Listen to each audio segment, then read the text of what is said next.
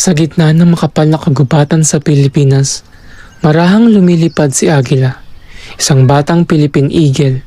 Tahimik ang hangin, ngunit ramdam niya na may pagkakaiba sa nangyayari sa kanyang tahanan.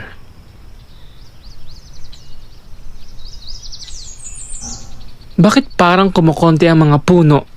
Tanong ni Agila habang siya ay dumadapo sa isang matandang sanga.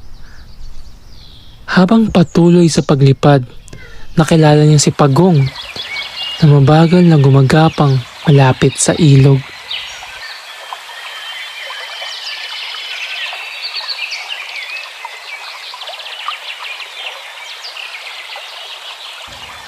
Malungkot si Agila at nagpatuloy sa paglalakbay.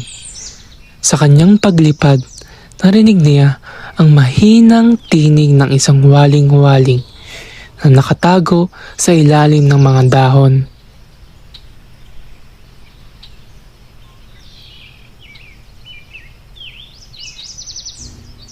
Habang papalubog ang araw, nakasalubong niya ang isang tarsier, mahigpit na nakakapit sa sanga.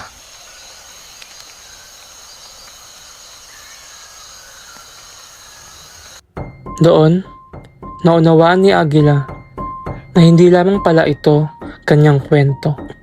Ito ay kwento ng lahat ng nilalang sa kagubatan. Kaya lumipad siya ng mataas at malakas nagsalita. Ang kagubatan ay hindi lang tahanan ko. Tahanan ito ng mga buhay ng aking nakilala. Sa huling sandali, nagsama-sama ang mga hayop at halaman. Tila nagkakaisa at nagsasabi,